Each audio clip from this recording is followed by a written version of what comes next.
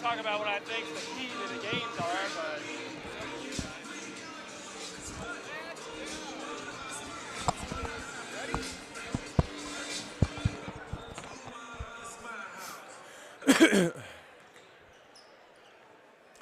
And good evening, everybody. Welcome to SNSN's continuing coverage of high school basketball right here on SNSN. Is that good, Merch? Good one. Little lower. Is that good? That's good. All right. Here we go. All right, we are here at the X here at Waterford High School. Thank you very much to the CIAC as well as Waterford High School for giving us wonderful accommodations here tonight. Mike Minarski here along with the Merch, Kevin Merchant, and we have a roving reporter out on the court tonight and all throughout, and that's Mr. Marty Hausberger. He's here, going to add in a lot. Marty, how are you? How are you, Marty? Hello, gentlemen. How are you tonight? Doing pretty good, huh? What's going on? So that's Marty right there. As you can see, he's going to be running around talking to different people. Marty, give us an idea of, you've done a little research. Give us a little idea of what you think was going to happen tonight. Thanks, Mike. To me, the key to the game tonight, first for Griswold, is can they hold their own on the boards like they did against a much bigger Weaver team the other night. Cromwell goes 6'3", 6'3", 6'4" along the back line, vastly oversizing Griswold. Can the Wolverines at least keep up on the boards? On defense, can the Wolverines, they're eventually going to get to that 1-3-1 three-quarter court press. Can they turn over Cromwell and get some easy buckets on the other end? For Cromwell, can somebody else step up besides Victor Payne? He could go off for 30, 40 points tonight, but they need somebody else to get into double digits. Griswold might be happy if he gets 35 and nobody else gets in double digits. And can Cromwell, can they last? You know, the Strain triplets, they can go all day. They can run all night. Can Cromwell have the gas at the end? Back to you, Mike. Thank you very much. Joey Merch. Great analysis, Marty. Great analysis. Let's get your idea. If they can hold Victor Payne down and they can keep up their relentless defense, I think Griswold has an excellent chance here tonight. And I tell you what, we have the Strain triplets leading that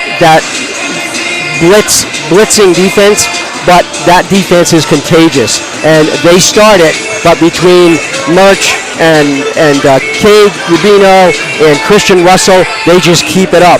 And that's their forte. That is what turns the ball over for Griswold from defense to offense. And that's going to be the key, I think, for Griswold Wolverines tonight. I think all three of us, we can agree, is can the Panthers keep up with the Wolverines? Because the Wolverines will just wear you down and wear you down. Now, you were talking about the stud for Cromwell.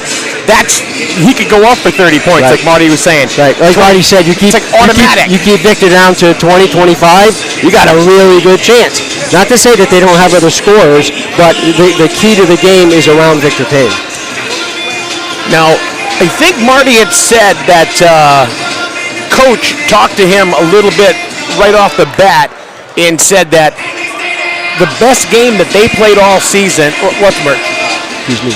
Oh, it was you. Oh, okay. I'm sorry. It was Merch. Yeah, I had about a 10-minute conversation with Coach Pannone, who in his own right was a basketball star back in the late 70s and 80s with South Catholic and then with Villanova.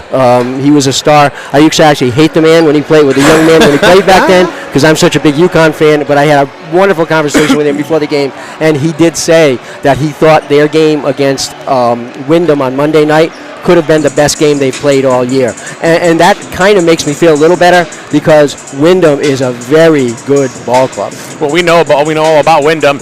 We know about the Manguels, the brothers, and then the cousin. They're pretty much unstoppable. Griswold won the first game, and the second game against the Windham. They were a little overwhelmed in the second game. Well, there was a third Manguel that came back. So. Travis's younger brother. Yeah. And if the father who sat on the bench with us had a uniform, I think he would have been on the court as well. It's funny because he came over to us too and said, Oh, he sat right with us. He sat right with us. You had him on. You had him on the air. Yeah. Very nice gentleman. So we were just about ready to start. There's a minute 33 to go. Yeah, we have Cromwell coming in here with a 21-2 overall record. Griswold with a 22-3 record.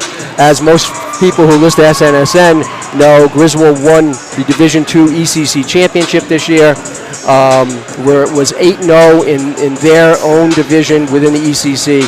And believe it or not, even though Cromwell was ranked number 1 in the State Division 4, which is what this is the semifinal of State Division 4, they did not win their own conference.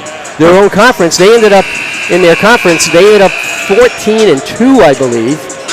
And the team that won that conference was Portland High School, who beat them, right, and is in Division 5 of the state tournament. So they were division lower than Cromwell, but they won their conference championship. Yeah, that was, let's see, the regular season game was back on January 10th. Cromwell and Portland 52-48. Yeah. Portland was victorious here, but yeah, look at that right there. Morgan also. They play in the beat Shoreline them. Conference again. Portland, Cromwell, Morgan was 12-4, and they play with the likes of Old Saybrook, Valley Regional, East Hampton, Right. Jog. Hale Ray is in that tournament in that division. The little noises.